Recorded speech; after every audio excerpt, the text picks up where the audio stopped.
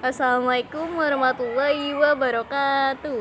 Perkenalkan, kami dari kelompok 6 ingin mempresentasikan materi bahasa Indonesia kelas 8 bab 7 yang berbahasa persuasif. Alangkah baiknya jika kita memperkenalkan diri masing-masing seperti kata pepatah, tak kenal maka tak sayang. Langsung saja kita mulai perkenalan dirinya. Halo, perkenalkan nama saya Misha Nadine Putri B. Andriani dan teman saya Aulia Oktaviani dan teman saya Bibi Rasya Putra dan teman saya Belgi Zaki dan teman saya Troy Gumilang. Kami dari kelompok 6. Untuk berbuat sesuatu itu artinya kamu sudah cukup akrab dengan hal-hal persuasif. Berarti teks persuasi sudah tidak asing bagi kamu. Bahkan kemampuan untuk bisa mempengaruhi orang persuasi sangat penting untuk dikuasai dalam kegiatan berbicara di depan umum. Topik yang akan kita bahas ada 3, yaitu apa itu teks persuasif, apa saja langkah-langkah penyimpulan teks persuasif, apa saja struktur dan kaidah kebahasaan teks persuasif. Langsung saja kita ke pembahasannya. Apa sih teks persuasif itu?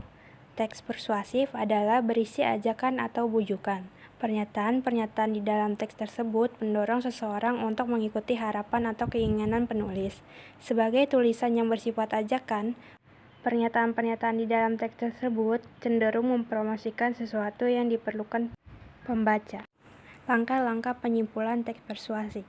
1. Membaca keseluruhan isi teks. 2. Mencatat bagian-bagian penting dari isi teks tersebut. 3. Memahami hubungan logis antar bagian penting teks tersebut. 4. Merumuskan simpulan isi teks secara ringkas dan jelas. Struktur teks persuasi. 1. Pengenalan isu, yakni berupa pengantar atau penyampaian tentang masalah yang menjadi dasar tulisan atau pembicaranya. 2. Rangkaian argumen, berupa sejumlah pendapat penulis atau pembicara terkait isu yang dikemukakan.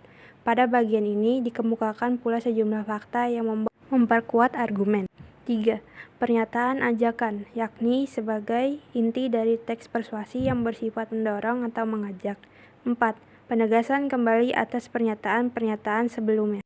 Kaidah kebahasaan teks persuasi. Harus menggunakan kata-kata bujukan seperti penting, harus, sudah, semestinya. Menggunakan kata-kata istilah, menggunakan kata-kata kerja yang bersifat imperatif seperti jadikanlah, waspadalah, hendaklah. Menggunakan kata-kata penghubung dan bersifat argumentatif seperti sebab, jika, karena, dengan, akibatnya, oleh karena itu, dan kalimat penghubung argumentatif. Ciri-ciri teks persuasi. 1. Adanya kata imperatif. 2. Adanya kata penghubung argumentatif. 3. Mampu meyakinkan para pembaca. 4. Adanya kandungan data dan fakta. 5. Bersifat ajakan. Jenis-jenis teks persuasif. 1. Persuasif propaganda. 2. Persuasif advertensi. 3. Persuasif pendidikan. 4. Persuasif politik. Kesimpulannya, teks persuasi sering kita temui atau bahkan sering kita gunakan secara tidak sadar.